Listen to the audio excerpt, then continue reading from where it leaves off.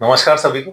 आज हमारे साथ हमारे पॉडकास्ट में है प्रखर गुप्ता, हमारे पुराने स्टूडेंट 2015 के 2015 के।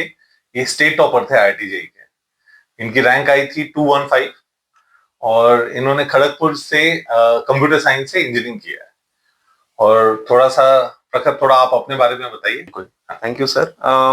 मेरा नाम प्रखर गुप्ता है। मैंने 11th और 12th में प्रवीण पांडे सर से फिजिक्स और अनिरुद्ध त्रिपाठी सर से केमिस्ट्री पढ़ी थी। एंड मेरी जेई में 2015 में रैंक 215 आई थी। उसके बाद मैंने आईआईटी खड़गपुर में कंप्यूटर साइंस की पढ़ाई की।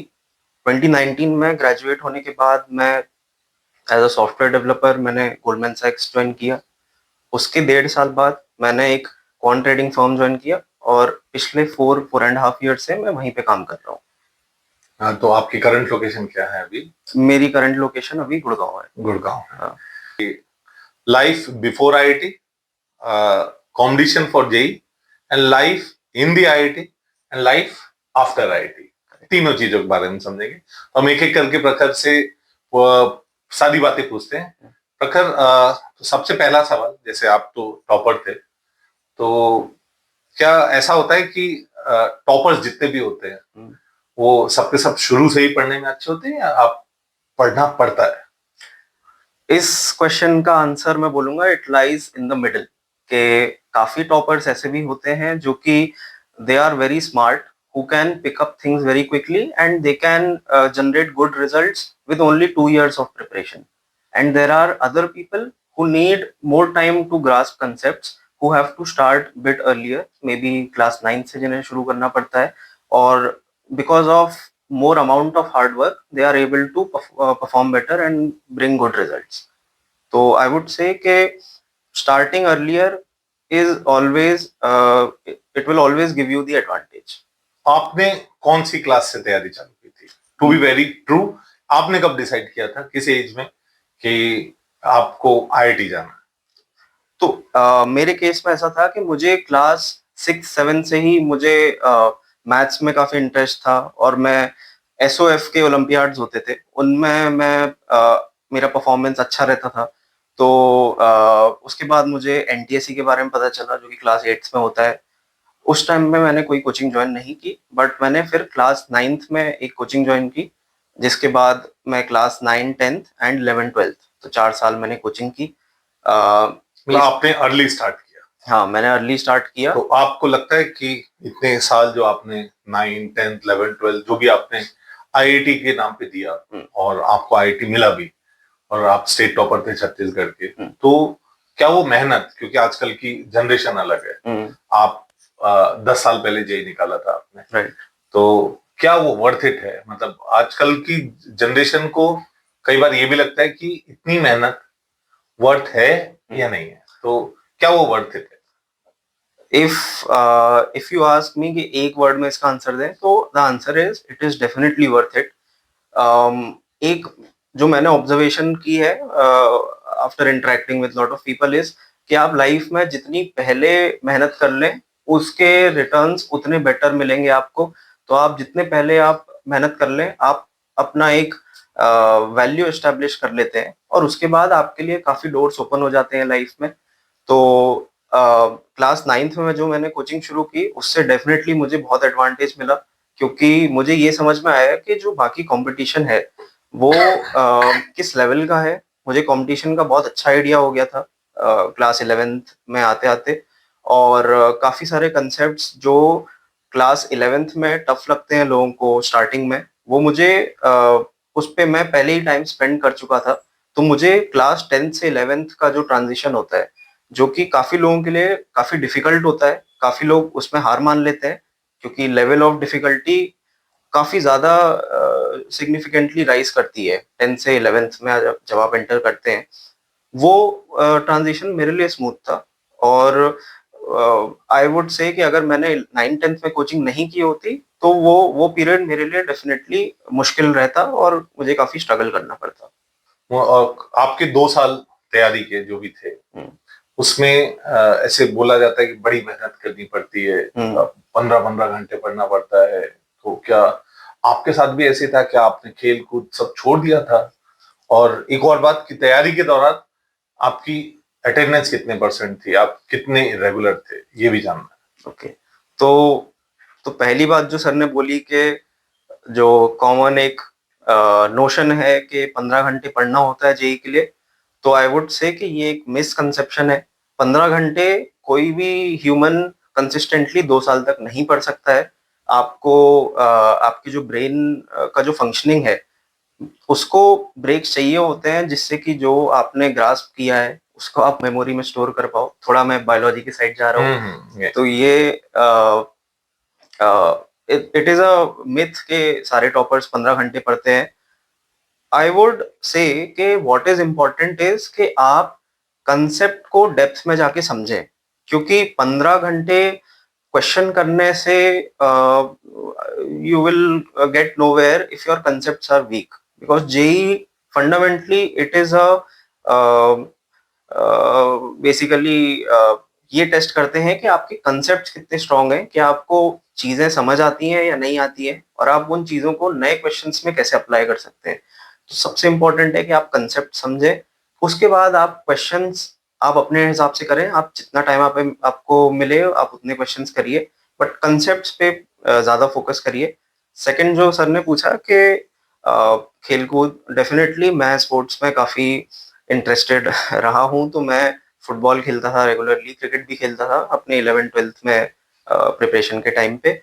एंड जो सर ने थर्ड थर्ड क्वेश्चन पूछा था, मैंने आपसे पूछा था रेगुलरिटी कितनी थी। हाँ रेगुलरिटी, तो इस टाइम पे आपको रेगुलरिटी बनानी होगी, क्योंकि जेई का कोर्स जो है वो बहुत वास्ट होता है, और आप इसमें कंटिन्यूटी होती है कि अगर आपने फिजिक्स के स्टार्टिंग के कंसेप्ट अच्छे से नहीं समझे तो आपको फिर 12th में जाके प्रॉब्लम्स होंगी। और इसमें ऐसा होता है कि आप बीच में अगर चीजें मिस कर दें तो फिर आपके लिए कैचअप करने के लिए काफी ज्यादा कोर्स हो जाता है। इसलिए this is a very crucial time where you ensure that आप कोर्स से थोड़ा आप टीचर की स्पीड से थोड़ा आगे ही चलें। आप पहले से कवर करके रखें और क्लासेस बिल्कुल मिस मत कीजिए। और आई वुड से कि थोड़ा सा आप कंसेप्ट को पहले से पढ़ के रखें, जिससे कि आपको पहली बार जब टीचर समझाए तो बेसिक चीजों में आप ना फंसे। सही है, बढ़िया। कंसेप्ट मतलब कई लोग लेकिन प्रखर बहुत सारे कंसेप्ट में आगे पढ़ के रख नहीं पाते, सब रिटेंशन थोड़ा सा मुश्किल होता है जैसे जैसे आप आगे बढ़ेंगे। तो ये स्टार्टिंग फेज की बात कर रहे थे या थ्रू आउट 2 साल की बात कर रहे थे? एक्चुअली मैं स्टार्टिंग फेज की बात कर रहा था कि जो बेसिक कंसेप्ट्स हैं, आप जब 11th में आते हैं तो जो बेसिक कंसेप्ट्स हैं, मैथ्स में कैलकुलस हो गया, फिजिक्स में बेसिक मैकेनिक्स हो गया, काइनेमेटिक्स हो गया, इवन केमिस्ट्री में बेसिक रिएक्शंस हो गए, वो मेरे हिसाब से आप थोड़ा उसको पढ़ के रख सकते हैं, जिससे कि आपके पास एक प्लेटफॉर्म रहे। बहुत बढ़िया। और थोड़ा सा उन बच्चों के लिए जो बच्चे इंजीनियरिंग कर रहे हैं, हमारे जो आपके जूनियर्स हैं, यहीं से पास आउट होके गए और जो इंजीनियरिंग कर रहे हैं, उनके लिए भी कि ठीक है, लाइफ इन आईआईटी, इसके ऊपर बात कर लेते हैं। ठीक तो लाइफ इन आईआईटी के ऊपर बात करते हैं। तो आईआईटी में जाने के बाद लोग बोलते हैं कि लाइफ चिल हो जाती है, उतनी मेहनत करनी पड़ती है, या सीजीपीआई या जो स्कोर है तो आता है, तो उसका कितना वर्थ है कि लोग बोलते हैं कि नहीं ठीक है, कम स्कोर आएगा तो भी चल जाएगा। तो उसके ऊपर भी आप बता दें, और आ, कितना सीरियस होना चाहिए first year, second year, third year, final year में, उसके ऊपर भी थोड़ा। डेफिनेटली। तो जिस इंटेंसिटी से आप जेई का प्रिपरेशन करते हैं, ऑब्वियसली आईआईटी में आने के बाद दिस इज वेल नोन कि आईआईटी में आने के बाद उतना लेवल का इंटेंसिटी मेंटेन नहीं करना पड़ता है, बिकॉज जेई में सिलेबस काफी वास्ट होता है। 2 साल का सिलेबस आपको रिटेन करना होता है। आईआईटीज में आप एक टाइम पे 2 या 3 मंथ्स का ही सिलेबस रिटेन करना होता है आपको। तो आईआईटीज में इंटेंसिटी उतनी हाई नहीं होती है। दूसरी बात जो सर ने बोली कि सीजीपीए, तो सीजीपीए के अराउंड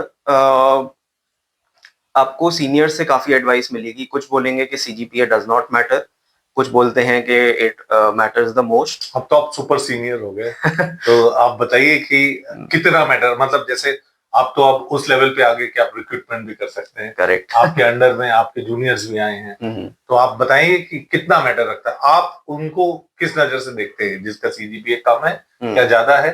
आपको तो पता ही होता है इन सब बारों में। डेफिनेटली। तो मैं भी जब इंटरव्यूज लेता हूँ तो रेज्यूमे में अगर आपका सीजीपीए बहुत कम आता है तो definitely there are some questions कि आपका जो कंसिस्टेंसी है क्या आप वो वर्क में मेंटेन कर पाओगे, क्योंकि अगर CGPA is a measure of कि आप आईआईटी में कितना कंसिस्टेंट रहे हैं और आपने टाइम आने पे मेहनत की है कि नहीं की है, और आपके जॉब में भी रिक्वायरमेंट यही होती है कि आप सही टाइम पे डिलीवर कर पाते हैं कि नहीं कर पाते हैं। तो मेरे हिसाब से सीजीपीए मेंटेन करना it is a very important thing in IITs, and seniors आपको बोलेंगे कि it does not matter, but please do not listen to them.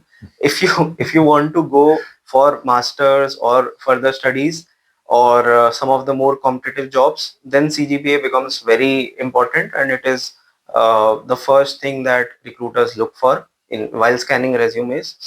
Otherwise also मैं बोलूंगा कि सीजीपीए के लिए जो आप एफर्ट डालना पड़ता है it is not that much. मतलब इफ अगर आप एग्जाम्स के 10 दिन पहले से पढ़ाई शुरू कर दें तो भी आप बहुत अच्छा सीजीपीए ला सकते हैं।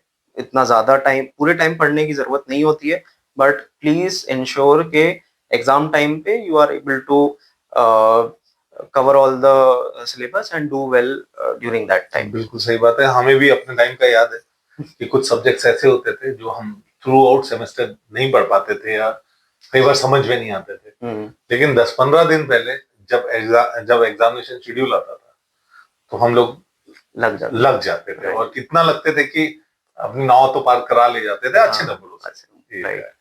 तो बिल्कुल सही बात है, मतलब ऐसा नहीं है कि समय इतना बदला है कि लोगों का माइंडसेट इतना चेंज हुआ है कि नहीं CGPA doesn't matter. CGPA does matter, वो आपकी स्ट्रेंथ बताता है कि आप थोरोली मेहनत कितनी कर रहे हैं। Correct correct. और लाइफ आफ्टर आईआईटी मतलब आईआईटी ब्रांड का नाम का अब आपको कितना मार्केट में वैल्यू मिली है या आज तक मिल रही है, वो भी थोड़ा सा बताइए। तो ये क्वेश्चन आई थिंक मैं एक साइड इसका आंसर कर सकता हूँ कि आईआईटी टैग होने की क्या वैल्यू है। मैं ये आंसर शायद उतने अच्छे से नहीं कर पाऊंगा कि टैग नहीं होने का क्या डाउन साइड्स है। हाँ, एक साइड ऑब्वियसली आप बता सकता हूँ। तो आईआईटी जो ब्रांड होता है, टैग होता है, उसकी नीड ओवर टाइम, उसकी जो वैल्यू है that has been increasing with the increasing competition, increasing number of applicants in jobs.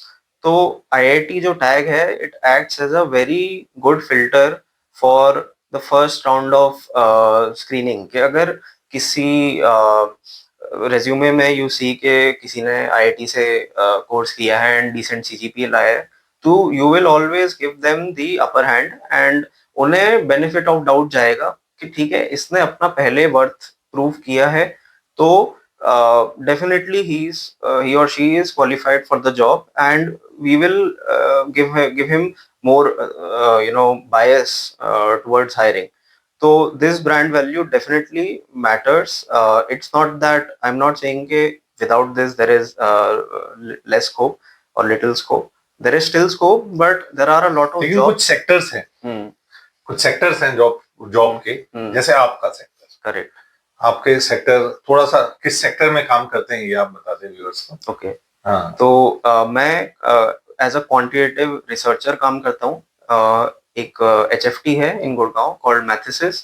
तो I have been working there as a quantitative researcher for past 4 years। तो मैं अपने फर्म के structure के बारे में, हमारे फर्म में जो हायरिंग होती है उसके लिए one of the unsaid rules is your JEE rank has to be within top 1000. You can still get into the firm if your rank is above 1000, but उसको आपको ओवर कॉम्पेंसेट करना पड़ेगा किसी और अचीवमेंट से। अगर आप दिखा सकते हैं कि मैंने जेई में अच्छा परफॉर्म किया है, तो it is just a matter of कि आप इंटरव्यू अच्छे से क्लियर करें। Less will be the rank, more are the chances that you will get hired. Definitely, yeah. And more are the chances that you will get better salary structure. This is always true. आप लोग बोलेंगे कि rank does not matter after college या everything, but at the end of the day people are still biased. They will always give the benefit of doubt to someone who has done something well in the past. This is not well, Prakhar. This may be well for you, but this is extraordinary for many people, right? अब 215 rank लाए थे आप, तो this was definitely extraordinary. Thank you sir. हाँ, and thank you Prakhar, आपने बहुत अच्छी अच्छी बातें बताई। Anything which is left out and you want to tell to either those students who are preparing for JEE और एनीवन इन डूइंग इंजीनियरिंग और any of your junior जो जस्ट पास आउट होने वाले हैं, और उनका क्या बिहेवियर होना चाहिए, कुछ स्पेशल टिप देनी है तो आप दे दीजिए। बिल्कुल, तो मैं दो सेट ऑफ लोगों के लिए टिप्स दे सकता हूँ। एक जो अभी जेई का प्रेप कर रहे हैं, जो अभी जेई देने वाले हैं, मैं उनके लिए ये बोलना चाहूंगा कि आपका जो लास्ट 6 to 8 months का टाइम होता है before JEE, that is one of the most important times, because वो ऐसा टाइम होता है जिसमें कि काफी लोग जिनसे आप एक्सपेक्ट नहीं करोगे अच्छे ranks, they are able to really push through and work hard and get those ranks which you never expected them to. तो ये 6 to 8 months please focus very well, do not lose your focus, because this is the time when people improve their accuracy, they will cover concepts which they were weak at. लोग अपने सारे corners cover कर लेंगे इस time पे, तो इस time पे प्लीज आप अपना accuracy, अपना हार्ड वर्क मेंटेन करिए। Another thing is कि I feel that JEE is an exam of accuracy rather than knowing concepts. So always ensure that whatever you are attempting, you are not making any silly mistakes. And अगर आप test papers में कर भी रहे हैं तो आप उसको बाद में जाके रेक्टिफाई करिए कि क्या मिसिंग है, आपकी कैलकुलेशन स्लो है, या आप बेसिकली आप फॉर्मूला में कुछ कांस्टेंट भूल जाते हैं, आप उसको डेफिनेटली रेक्टिफाई कीजिए, because the each mistake will count a lot. So yeah, this is my advice for people who are about to give JEE, and for people during college or just graduated from college. I would say कि college में आप एक healthy balance बना के रखिए of having fun and of studies and growing your skill set, क्योंकि competition for jobs is always there and it is even increasing. क्योंकि ये पॉडकास्ट कई वो भी बच्चे देख रहे होंगे जो हमारे पास आउट जो अभी कॉलेज में है, आईटीज में है, एनआईटीज में है, उनके लिए भी ये है। राइट, उनके लिए मैं अगेन यही बोलूंगा कि किसी भी एक साइड आप स्क्यू मत होइए। अगर आपका पढ़ाई में इंटरेस्ट है तो definitely try to get the best CGPA, but ऐसा भी नहीं है कि आपको पूरे टाइम पढ़ने के लिए कोई बोल रहा है। इवन द बेस्ट स्टूडेंट्स जिनकी सबसे अच्छी सीजीपीएज आई मेरे साथ में, उन लोग भी एग्जाम के 2 से 3 हफ्ते पहले शुरू करते थे पढ़ाई, एंड बाकी time they were not studying all the time. तो आप एक हेल्दी मिक्स रखिए पढ़ाई का एंड एंजॉयमेंट का, make friends and make college life memorable, but also have a direction के आगे क्या करना है। इस चीज को आप हमेशा सोचते रहिए और एडवाइस लेते रहिए सीनियर से, एंड इस चीज को आप जितना पहले डिसाइड कर लेंगे उतना बेटर है कि मुझे आइदर रिसर्च में जाना है, या फिर मुझे एक पर्टिकुलर फील्ड ऑफ जॉब में जाना है, या फिर मुझे अपनी फील्ड स्विच करनी है। कुछ लोग फाइनेंस में मूव करते हैं, कुछ लोग नॉन सीएस बैकग्राउंड से सीएस में आते हैं। तो जितने जल्दी आप डिसाइड कर लेंगे उतना आपके लिए बेनिफिशियल रहेगा। थैंक यू प्रखर, बहुत बहुत अच्छे अच्छे संदेश दिए आपने, बहुत मतलब people must be very happy. I want everyone जो भी हमारे पास स्टूडेंट्स रहे हैं कि इन सारी चीजों से सीखें। Thank you for the podcast, बहुत अच्छा लगा। Thank you, thanks a lot sir, thank you.